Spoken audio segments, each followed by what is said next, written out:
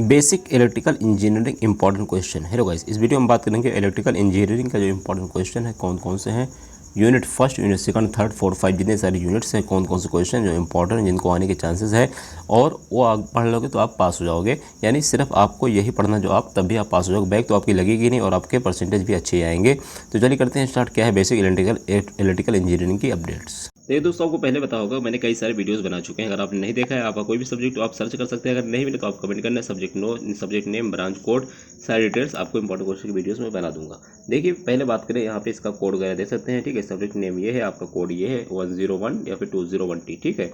KW 201 या फिर KW 101T। अब बात करते हैं यूनिट फर्स्ट में कौन कौन से क्वेश्चन जो इंपॉर्टेंट है। यूनिट फर्स्ट में अगर बात करें तो आपका concept of active and passive elements ये भी काफ़ी ज़्यादा इंपॉर्टेंट है, क्योंकि कॉन्सेप्टुअल जो क्वेश्चन होते हैं उसके आने के चांसेस है। और बेसिक इलेक्ट्रिकल इंजीनियरिंग में इसके तो आने के चांसेस है ही कि concept of active and passive element, हालांकि उतना ज़्यादा इंपॉर्टेंट तो नहीं है बट चांसेस है, ठीक है। लेकिन वोल्टेज एंड करंट सोर्स ये इंपॉर्टेंट है। फिर आपका concept of linearity and linear network. क्या है concept of linearity and linear network? तो ये हो गया concept of linearity and linear network. उसके अलावा आपका अनइलेटरल, क्या है, मैं रिपीट करता हूँ, अनइलेटरल एंड बाइलेटरल एलिमेंट ये इंपॉर्टेंट है। आपका loop and nodal method of analysis, क्या है, loop and nodal method of analysis, ये इंपॉर्टेंट है।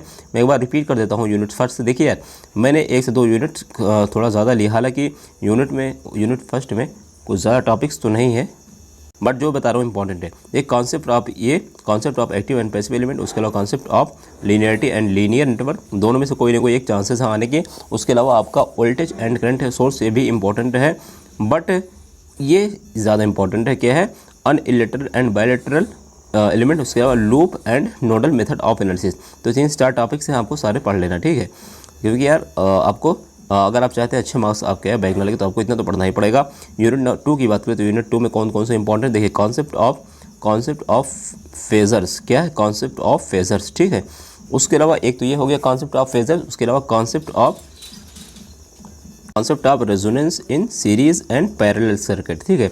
अब देखिए 2 कॉन्सेप्ट इसमें भी है। फर्स्ट यूनिट में 2 कॉन्सेप्ट था और इसमें भी दो कॉन्सेप्ट, एक तो हो गया कॉन्सेप्ट ऑफ फेजर्स, सेकंड हो गया आपका concept of resonance in series and parallel circuit, ठीक है।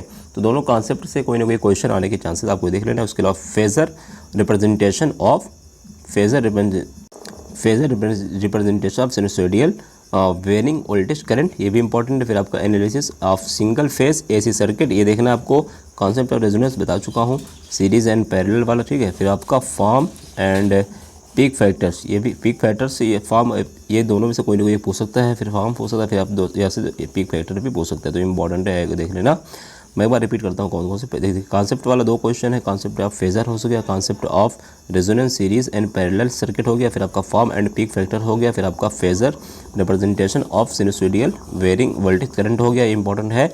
उसके अलावा आपका single analysis of single phase AC circuit, ये आपको पढ़ना है। फॉर्म पीक्स वाला पढ़ लेना है, फॉर्म पीक फैक्टर्स क्या होता है, ठीक है। यूनिट 2 थोड़ा ज़्यादा था, लेकिन यूनिट 3 में कुछ ज़्यादा हमने 3 से 4 टॉपिक्स कवर किया है। जैसे कि यहाँ से लॉसेस इन ट्रांसफार्मर्स, यानी ट्रांसफार्मर के नुकसान क्या है, लॉसेस इन ट्रांसफार्मर्स, ठीक है। फिर आपका देखिए ट्रांसफार्मर से कम 2 क्वेश्चन पूछे गए, एक हो सकता है 5 का पूछे, एक 10 का, एक 2 का, या दोनों 10 का पूछ सकते हैं। जैसे कि एक ये पूछ सकता है लॉसेस इन ट्रांसफार्मर्स, और आपको हो सकता है इसको डिस्क्राइब करना पड़े डिटेल्स में। तो आप देख लेना, अगर इसका डायग्राम वगैरह बना होगा तो आप उसको वहाँ से बना लेना, क्योंकि डायग्राम अगर आप बनाते तो आपके मार्क्स 10 में से कम 8 नंबर तो मिलेंगे। तो 8 मार्क्स अगर आप फाउंड करना चाहते हो तो कम से कम आपको डायग्राम स्ट्रक्चर जो भी चीज़ें हैं आपको डिटेल्स में बना लेनी होगी। तो लॉसेस इन ट्रांसफार्मर्स हो गया, फिर आपका auto transformers and 3 phase transformer, क्या है, auto transformer and 3 phase transformer connection. अब देखिए ये भी इंपॉर्टेंट है। मैंने 2 बता, देखिए 3 टॉपिक्स मैंने केवल कवर किया है 3 यूनिट में। 3rd यूनिट में लॉसेस इन ट्रांसफार्मर्स इंपॉर्टेंट है, सेकंड है आपका auto transformers and 3 phase transformers connection, फिर आइडियल एंड प्रैक्टिकल ट्रांसफार्मर। अब देखो, अगर आप तीनों से सिर्फ एक ही क्वेश्चन भी पढ़ लोगे ना, तब भी कोई ना कोई एग्जाम में ज़रूर आएगा। देखिए लॉसेस वाला इंपॉर्टेंट है और ये तो इम्पॉर्टेंट है ही, auto transformers and three phase transfer connection. लेकिन इसके भी आने के चांसेस है आइडियल एंड प्रैक्टिकल ट्रांसफार्मर्स, क्योंकि ये प्रैक्टिकल वगैरह से पूछ सकता है कि आइडियल और प्रैक्टिकल ट्रांसफार्मर्स दोनों से क्या होती हैं। तो आपको भी बनाना होगा, इसका पूरा स्ट्रक्चर वगैरह देख लेना, डायग्राम देख लेना।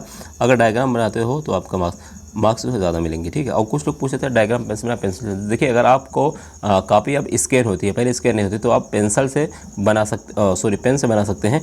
और पेंसिल से बनाना चाहे तो पेंसिल में देखो यार 12 क्वालिटी की पेंसिल आती है, ठीक है। तो H1, H2, 2B, HB, 2H, इस तरीके से जो पेंसिल अगर कोई डार्क हो तो आप 3H इस तरीके से कोई पेंसिल से यूज़ कर सकते हैं अगर वो डार्क ज़्यादा हो, ठीक है। अदरवाइज़ अगर आपको कन्फ्यूजिंग ये है, डाउट ये है कि आपका मिट जाएगा, डायग्राम सही से नहीं आएगा स्केन में, तो आप उसको छोड़ सकते हैं और आप सीधा पेन से यूज़ करते हैं। बट उसको कट पिट ज़्यादा नहीं होनी चाहिए, ठीक है। उसके आप एक टेक्निक और है, अगर आप पेन से बनाते हो तो एक रफ बना लेना साइड, वहाँ पे आप रफ कर लेना, उसके बाद फेयर करना, ताकि आपका कुछ जो है मिटाना काट पीट ना करना पड़े। फिर आते हैं और टाइम भी आपका थोड़ा बच जाएगा, ठीक है। यूनिट 4 की बात करें तो यूनिट 4 में आपका 3 फेज इंडक्शन मोटर टाइप्स। अब देखो मैंने क्या बताया था, टाइप्स वाले क्वेश्चन इंपॉर्टेंट, तो मैंने 2 से 3 टाइप्स वाले क्वेश्चन यहाँ पे नोट आउट किए हैं। फर्स्ट आपका है 3 फेज इंडक्शन मोटर टाइप्स, फिर आपका है डीसी मशीन टाइप्स, डीसी। तो दोस्तों आज मैं आपको बहुत ही बढ़िया एप्लीकेशन के बारे में बताना चाहता हूं जो डेली हंट द्वारा बनाई गई है। इस साल डेली लर्न ने आई अचीव स्कॉलरशिप एग्जाम रखा है, जिसमें पार्टिसिपेट करके आप laptop, mobile phone, smart watches भी जीत सकते हैं। तो डिस्क्रिप्शन में दिए हुए लिंक पर क्लिक करके जल्दी से स्कॉलरशिप में रजिस्टर कीजिए और पाइए 50 करोड़ तक की स्कॉलरशिप जीतने का मौका।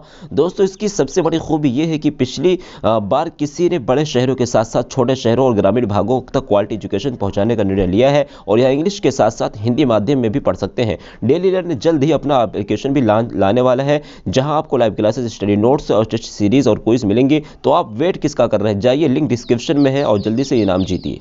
आपका आता है DC machine principle and construction, DC machine principle and construction, ये भी आपको पढ़ना है। फिर आपका एप्लीकेशन ऑफ डीसी मोटर्स क्या होते हैं, क्या है डीसी मोटर्स का एप्लीकेशन क्या क्या है, एप्लीकेशन ऑफ डीसी मोटर्स, ठीक है। फिर आपका single phase induction motors application, single phase induction motor application. फिर प्रिंसिपल ऑफ डिपेंडेशन, ठीक है, principle of dependence of alternator and synchronous motor. क्या है अल्टरनेटर, देखो अल्टरनेटर से और सिंक्रोनस मोटर से एक क्वेश्चन पूछेगा। हालांकि मोटर वाला नेक्स्ट यूनिट है, लेकिन आपको इसमें से पूछ सकता है सिंक्रोनस मोटर के बारे में या फिर अल्टरनेटर के बारे में। तो आप ये भी देख लेना और ये देख लेना प्रिंसिपल उसके क्या होता है, principle of dependence of alternator and synchronous motor. ये हो गया यूनिट नंबर 4।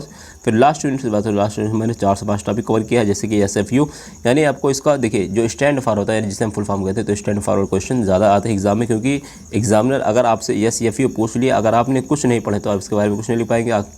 क्या पता आपको इसका फुल फॉर्म ही नहीं पता होगा कि SFU क्या होता है। तो SFU switch phase unit, switch phase unit, इस तरीके से MCB, MCCB इन सभी का फुल फॉर्म आपको, अगर आप कुछ नहीं पढ़ते तो कम से कम स्टैंड फॉर देख लेना और इसका यूजेस क्या होता है, इसका एडवांटेज 2 से 3 पॉइंट देख लेना, ठीक है। तब भी आपका अगर एग्जाम में पूछ सकता है तो आप लिख दोगे SFU stand for switch phase unit, MCB stand for ये, MCCB स्टैंड फॉर ये, इस तरीके से आप लिख सकते हो और इसके यूसेज लिख सकते हो, एडवांटेज लिख सकते हो। कंपेरिजन अगर MCB MCCB करवा सकते हो तो वो भी करवा सकते हो, वहाँ पे आप दो शो कर सकते हो। फिर आपका आता है next types of wires and cable, ये इंपॉर्टेंट है, ये इसके आने की चांसेस 80 से 90% है। Types of wires and cable. फिर आपका आता है importance of earthing, importance of earthing क्या होती है, यानी अर्थिंग के क्या क्या इंपॉर्टेंस है, उसके महत्व क्या है। फिर आपका आता है टाइप्स ऑफ बैटरीज, और या फिर देखो इंपॉर्टेंस ऑफ बैटरीज भी पूछ सकता है, इंपॉर्टेंस ऑफ अर्थिंग और इंपॉर्टेंस ऑफ बैटरीज, इन दोनों में से या फिर दोनों का कंपेरिजन, और कंपेरिजन तो नहीं करेगा, हालांकि इंपॉर्टेंस ऑफ अर्थिंग देख लेना आप लोग, इंपॉर्टेंस ऑफ बैटरीज क्या होता है और टाइप्स ऑफ बैटरीज ये देख लेना, ठीक है।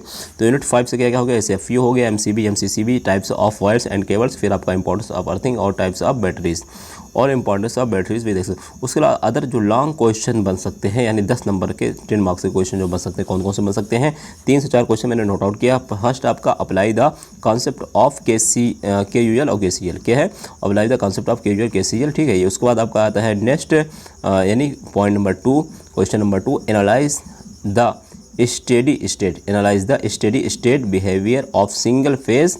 देखो analysis the study state behaviour of single phase and 3 phase AC electrical circuit. देखिए ये लॉन्ग गेम है, न्यूमेरिकल टाइप है, डिस्क्राइब टाइप है, स्ट्रक्चरल टाइप है, यानी कि लॉन्ग आंसर ही बनेगा इससे। अगर आएगा तो 10 मार्क्स का ही कम से कम आएगा। अगर 2 मार्क्स का पूछेगा तो इसमें से कोई एक पॉइंट पूछ सकता है, जैसे कि 3 phase AC electrical circuit diagram या फिर स्ट्रक्चर बनाना, इस तरीके से पूछ सकता है। हालांकि आपको अगर दोनों पढ़ रहेंगे तो 2 मार्क्स का है, 10 मार्क्स का है, तो आप दोनों लिख सकते हैं। तो इसलिए analyse the steady state behaviour of single phase and 3 phase AC electrical circuit, ये देख लेना है। फिर question number 3, identify the connection of A 3 phase transformer, ये भी इंपॉर्टेंट, ट्रांसफार्मर से मैं ऑलरेडी बता चुका हूँ, कम से कम 2 क्वेश्चन आएगा। तो identify the connection of A 3 phase transformer, connection से भी एक क्वेश्चन पूछ सकता है। फिर आता है आपका लास्ट वाला, working principle of induction motor. Induction motor से एक ना कोई 10 नंबर का पूछेगा, तो हो सकता है ये आ जाए। तो आप देख लेना वर्किंग प्रिंसिपल क्या होता है इंडक्शन मोटर का, यानी कि working principle of induction motor. तो ये सारे क्वेश्चन जो इंपॉर्टेंट थे, उसके अलावा अदर जो इंपॉर्टेंस है। और आप लोग बताना कल आपका कौन सा सब्जेक्ट का पेपर है, अगर आप लोग वीडियोस में देखना है, क्योंकि मैं अगर आपका जो भी पेपर है कोशिश करूँगा आपका बी फार्मा बीटेक एमबीए उस पर कुछ ना कुछ टिप्स ज़रूर दे दूँ। और हाँ, मैं सोच रहा हूँ यार, जो 5 इंपॉर्टेंट क्वेश्चन है अगर इस चैनल पे नहीं अपलोड कर पाया तो ब्राइट ब्रेन 86, ब्राइट ब्रेन 786, क्या है ब्राइट ब्रेन 786, मेरा दूसरा यूट्यूब चैनल है, सर्च कर लेना ब्राइट ब्रेन 786, ठीक है। वहाँ पे भी मैं वीडियोस अपलोड करता हूँ, तो उस पर मैं कोशिश करूँगा 5 इंपॉर्टेंट क्वेश्चन जो भी आपके, जैसे मान लीजिए कल पेपर है तो आज मैं अपलोड कर दूंगा या 2 दिन पहले अपलोड कर दूंगा। तो आप लोग बताना कि अपलोड करना चाहिए कि नहीं। आप लोग उसको जाकर सब्सक्राइब कर सकते हो, ब्राइट ब्रेन 786, मैं लिंक डिस्क्रिप्शन में डाल दूंगा, या फिर सर्च कर सकते हैं आप। और अगर किसी अदर सब्जेक्ट का आपको इंपॉर्टेंट क्वेश्चन वीडियोस चाहिए तो आप हमें सब्जेक्ट कोड, ब्रांच, सेमेस्टर सारे टीचर डिटेल में भेज सकते हो, आपको इंपॉर्टेंट क्वेश्चन वीडियोस मिल जाएगी। और आई होप आपका पेपर अच्छा हुआ। आज आपका जो पेपर हुआ कैसा हुआ आप लोग ज़रूर कमेंट कर बताना। क्या मुझे इस पर वीडियो बनाने चाहिए, क्योंकि मेरे पास कई सारे पेपर हैं पाइथन के, सीएसएस के, तो आप लोग अगर कहेंगे तो इस पर वीडियो बना दूंगा कि कैसा पेपर आया था, कैसा एग्जाम हुआ था और किस सब्जेक्ट की हमें नेक्स्ट वीडियो बनानी चाहिए, ज़रूर कमेंट करें आप लोग।